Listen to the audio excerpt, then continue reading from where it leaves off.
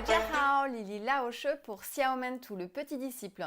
Dans cette vidéo, nous allons faire un récapitulatif des formules interrogatives à la chinoise et découvrir une nouvelle façon de poser des questions. Nous connaissons parfaitement la particule finale ma qui se met à la fin d'une phrase affirmative, un peu à la façon du isn't it à l'anglaise, qui est très utilisée.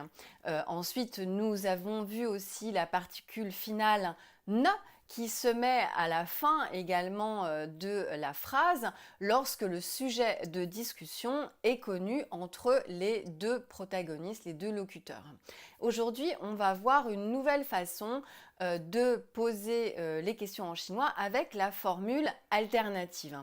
La formule alternative va utiliser la particule de négation bu ou mei si tu utilises le verbe yo pour savoir s'il y a ou il n'y a pas.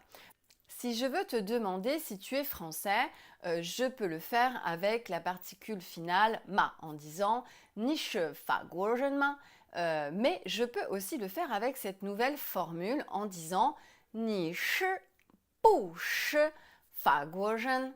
Je vais donc utiliser le bu et répéter le verbe.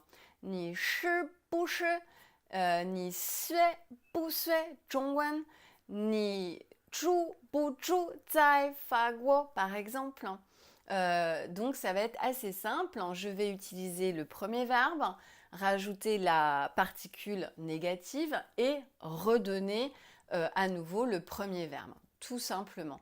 Et donc ça c'est une façon vraiment très courante de poser des questions en chinois. Dans le cas où on utilisera le verbe avoir, comme avoir un cartable, par exemple j'ai un cartable, 我有一个书包.